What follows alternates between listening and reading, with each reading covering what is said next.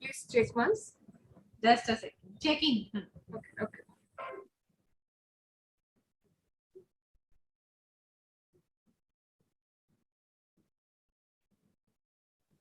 Yes, Debolina. Okay, okay, ma'am. So we are starting.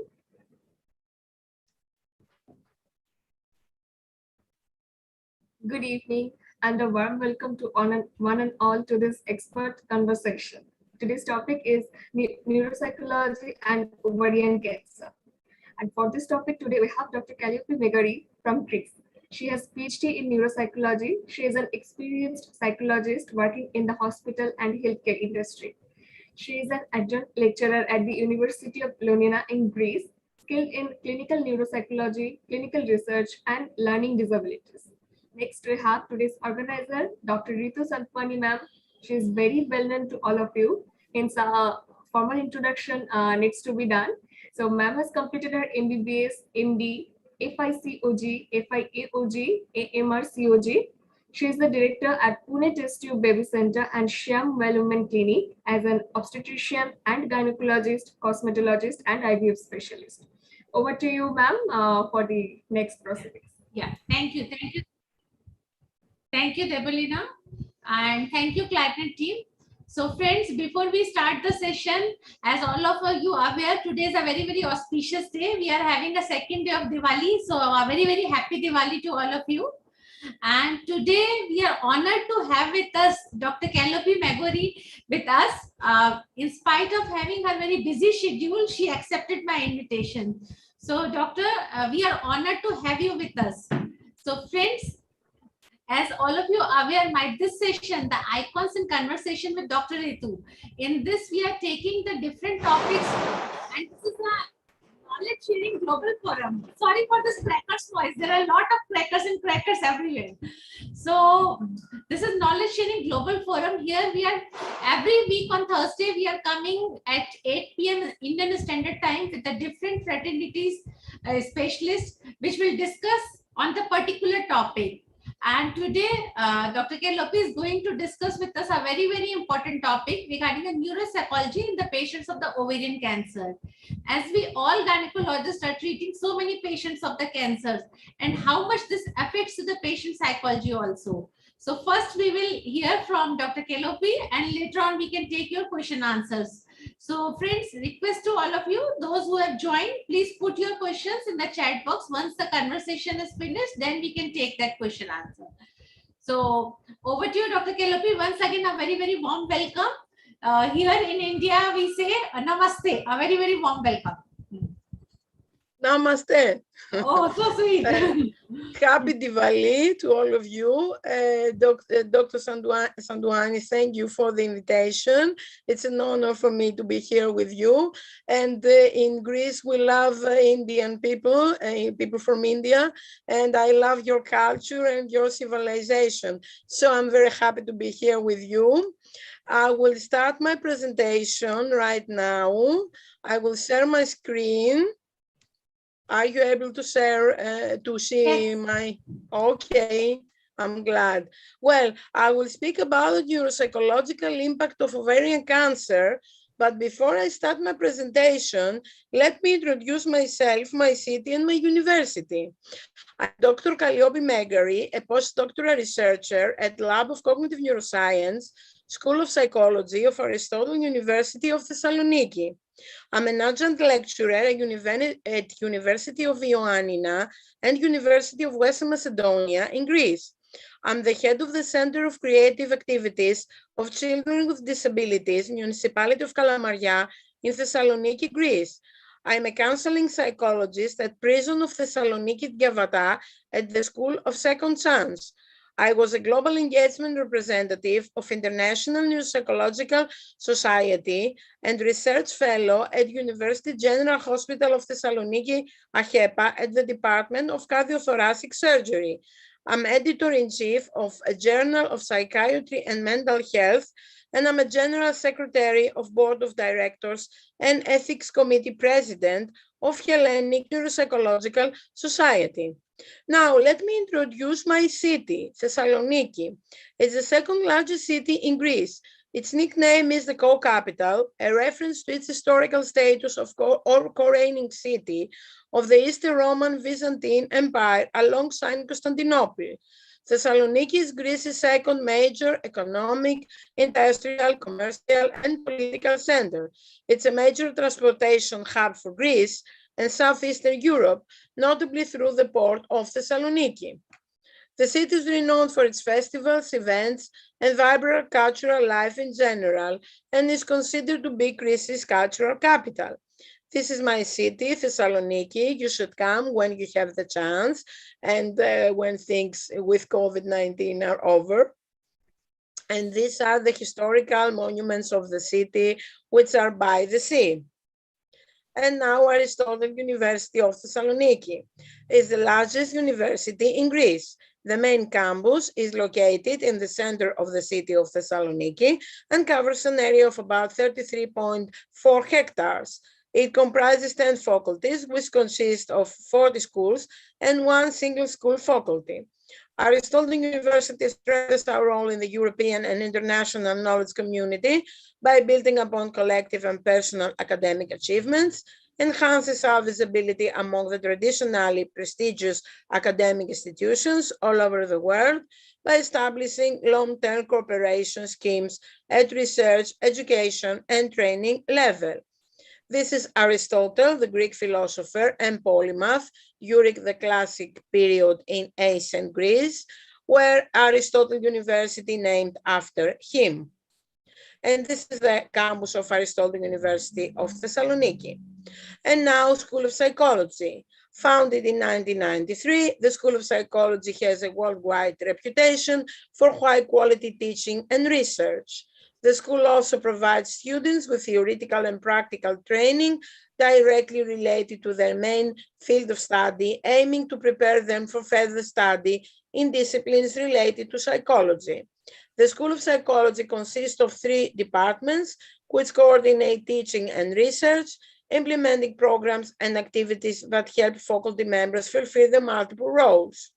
There is the Department of Experimental and Cognitive Psychology, the Department of Developmental and Educational Psychology, and the Department of Social and Clinical Psychology.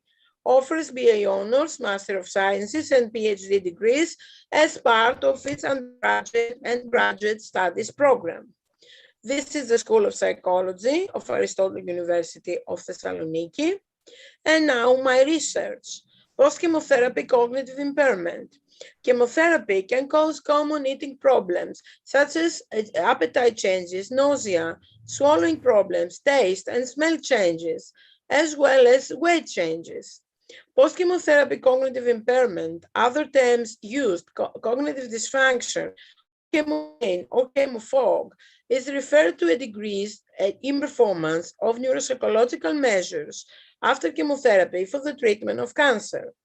Chemotherapeutic drugs are cytotoxic, affecting both normal and cancer cells, and contribute to the cognitive impairment observed in some individuals following chemotherapy treatment. Cancer patients have many different emotions and sometimes can be difficult to cope with. Concern regarding PCCI began after patients, especially those with breast cancer, complained about cognitive difficulties during and after cancer treatment. Cognitive domains that seemed more affected were attention and memory, and these were more commonly reported by patients with cancer during and up to years after treatment and negatively affected quality of life and their ability for work. Ovarian cancer patients. Cancer and its treatment can sometimes cause some problems. Patients may experience a wide variety of emotions, such as anxiety, depression, negative mood, but positive mood as well. Ovarian cancer shows a range of psychological symptoms during stages of diagnosis, treatment, and survival. Women at risk for ovarian cancer who attended screening programs are vulnerable to high levels of depression and anxiety, particularly young women with poor social support. And this is at the Agenio Cancer Hospital when my research took place. And now my study, the method of my study. We investigated the manifestation of cognitive impairment related to chemotherapy before chemotherapy at T1, immediately after chemotherapy at T2, and 6 months later at T3 among 187 adult patients. 93 were male and 94 were female, with different types of cancer: breast cancer, colorectal, prostate, and ovarian cancer, receiving first-line intravenous chemotherapy for various types of cancer. Cognitive functions were assessed, such as attention and working memory, visual spatial perception, executive functions, complex scanning, and visual tracking, as well as short and long-term memory, using a battery of neuropsychological tests. We had an assessment of emotions such as anxiety, depression, positive and negative mood, to investigate the emotional functioning of cancer patients. This is the neurocognitive test battery that we have used. As you can see, we have assessed a broad range of cognitive functions and emotions as well. The results. Results reveal a statistical significance in performance immediately and 6 months post-chemotherapy at T3, although no statistically significant differences were found between the groups in any of the neuropsychological tests before chemotherapy. Patients showed lower performance immediately post-chemotherapy at T2 that remained stable at 6 months post-chemotherapy at T3 compared to T2 in all cognitive domains. Patients with breast cancer showed a significantly lower performance on all cognitive domains compared to other patients. In addition, all patients had a low performance at T2, which means low emotional functioning with no statistical significant changes. At T3, all patients had an increased performance with increased emotional functional 6 months post-chemotherapy. As you can see by this graph, cognitive decline in each group. Female have worse performance compared to men, and patients showed decline immediately post-chemotherapy at T2. All patients show cognitive decline at T2 that reduced at T3, which means 6 months post-chemotherapy. Now, our conclusions. There are symptoms of depression and anxiety among ovarian cancer patients that are decreased 6 months post-chemotherapy. Ovarian cancer patients show cognitive decline to a lesser extent compared to breast cancer patients. Medical workers and patient caregivers should pay more attention to hope and then to intervene perceived stress among patients with ovarian cancer. And of course, medical workers and patient caregivers must keep in mind the cognitive impairment of ovarian cancer and all types of cancer as well. It's important that healthcare costs to be reduced, leading to recovered patients, optimal neurocognitive functioning. Permanent cognitive dysfunction influences independent living. Cognitive decline is an important problem for the patient and family, and also for the community. It causes major financial burden of medical costs to the family and health services, and impacts independent living and daily activities of patients. Eating healthy foods before, during, and after treatment can help patients feel better and stay stronger. Cognitive change that can be detected with repeated testing is essential for an accurate interpretation of neuropsychological performance and nutrition in cancer patients. Present findings have important implications for targeted interventions as well as patient education on what to expect. Cognitive rehabilitation targets to improve cognitive functions and activities of daily living and enhances patient education. Cognitive and emotional outcome preserves a quality of life and has important implications regarding future design of rehabilitation programs that contribute to better patients' outcome. And here we must not forget the contribution of psychologists and neuropsychologists in the treatment of cancer and especially of ovarian cancer patients. And rephrasing what Alan Bartley had told about memory, we say that perhaps the best way to appreciate the importance of cognitive system is to consider what it could be like to live without it, as cognitive system is not a single organ like the heart or liver, but an alliance of systems that work together, allowing us to learn from the past and predict the future. Thank you for your attention.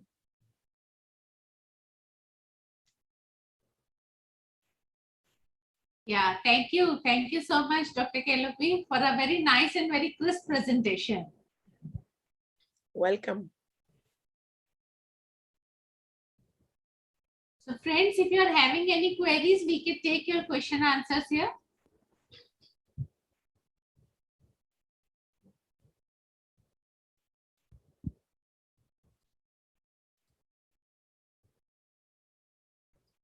Till we are getting the questions, I am having some queries, Dr. Kalliopi.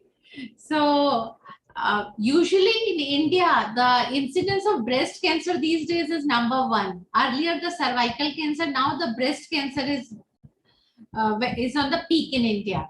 So here, most of the patients with this breast cancer, once the one patient is diagnosed, whole of the family is coming too much depressed. So in your practice, what you prefer? You do the counseling for the whole family or only for the patient?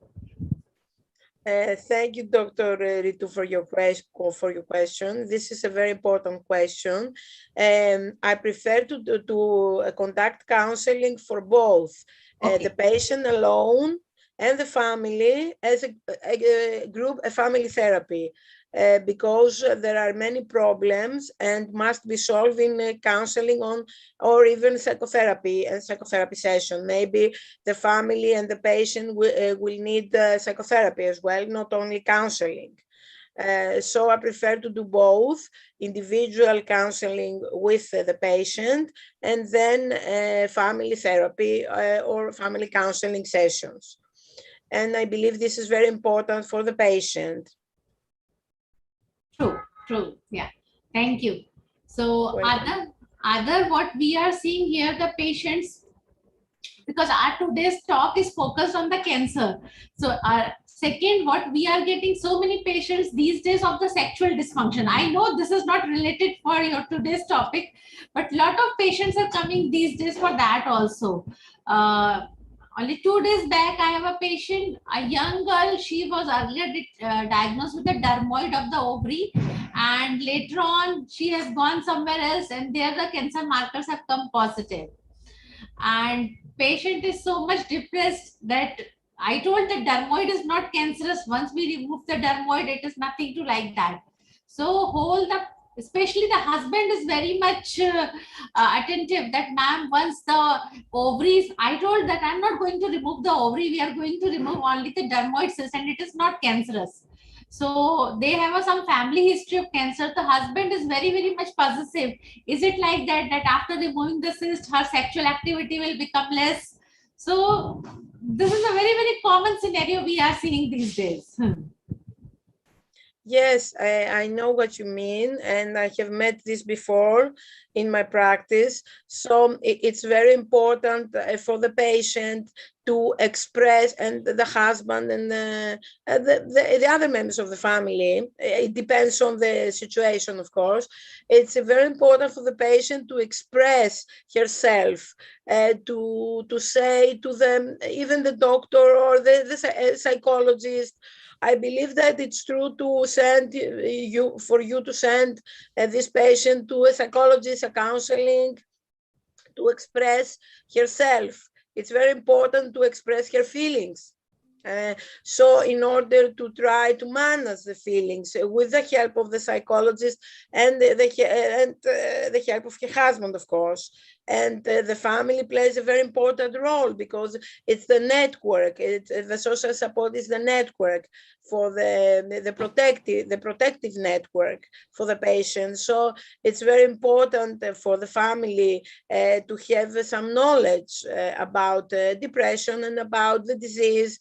I know that it must be very stressful for a patient to learn that she has something in her ovaries, even if it's not cancerous, if it's not bad tumor. So it's very important to express herself and to have the social support with psychoeducational program to learn about how about her the sexual life after the removal of her problem. So it's very important for her to learn these things, to have a knowledge of these things. And of course, I understand that the physicians are not psychologists, and you have a burden. I know you have a burden to treat these patients, and you try to do your best.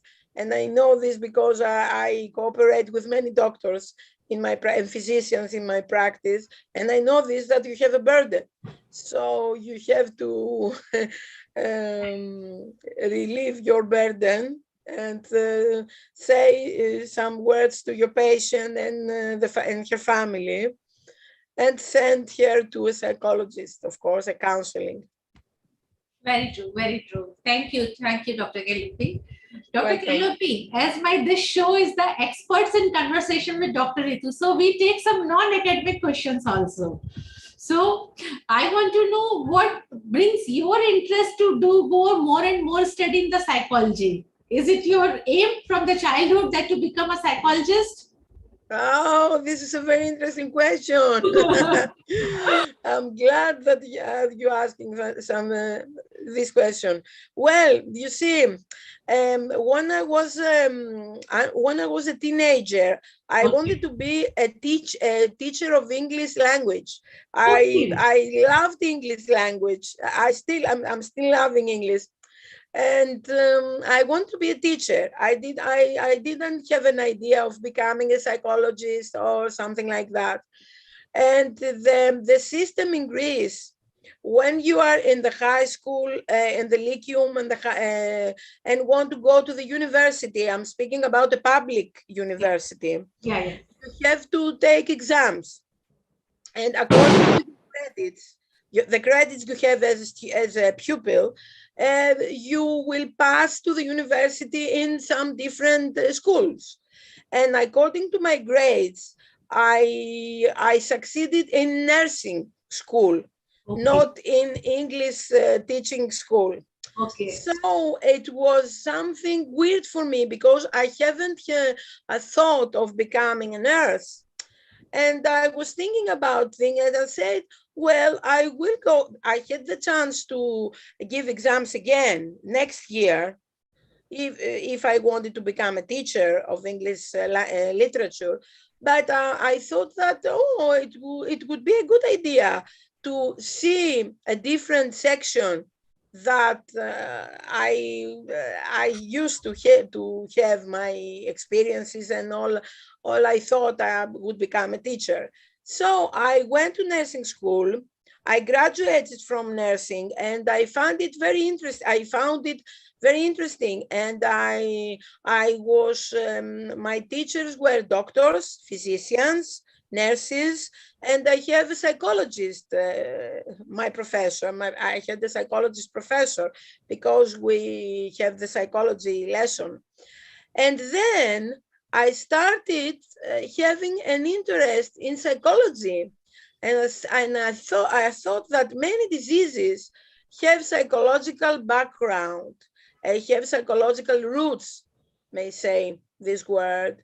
The back, let's say the back thing of the disease, something that was in the back of the problem. It was psychological. And then I said to myself, well, maybe this is an opportunity for me to become a psychologist. And then because my initial thought was to become a doctor, a physician, a dermatologist, or a plastic surgeon, something aesthetic for the women and the men, of course. And I thought that, well, I want to become a psychologist to learn some things about psychology, because many problems, many medical and physical problems of the patient have medical but psychological background as well. So I gave exams for a university, public university, and I succeeded in becoming a psychologist. And then I started to attend lessons and classes and say, well, this is it. I was born to become a psychologist. And after this journey of learning some things and wanting some things and about hopes and decisions, the journey ended, and I said, maybe if I had the chance to be born 100 times, I would become a psychologist. Wow, great, great, great. Huh? Very interesting. So thank you once again, as we are not able to see any questions on the YouTube also and here also. So can I ask you a question? Sorry for yes. interrupting. No, Can no, I no. ask you, in your practice, have you met a situation like this I described in my research, post-chemotherapy cognitive impairment in ovarian or breast cancer patients, or uterus cancer? Have you met any case of Yes, especially with the cervical cancer, post-cervical cancer, the patients after the radiotherapy and chemotherapy. I have seen so many patients of this kind of problems. Now my practice is mostly focused on infertility and cosmetology. Earlier I was doing everything. Now I'm more focused on the infertility. My main 90% practices of infertility, 10% you can say cosmetology and sexology. So, but earlier, yes, of course, I have seen a lot of patients. What the points you have bring out is very, very good. Is very, very helpful. Those who are focusing on this is very, very nice. So thank you once again, doctor, for sparing your time in spite of having your such a busy schedule. And once this corona will be over, I would definitely like to invite you in India for your sharing of your immense knowledge with all of us. Thank you. I would be very glad. I would be very glad to come. You honored me by your invitation.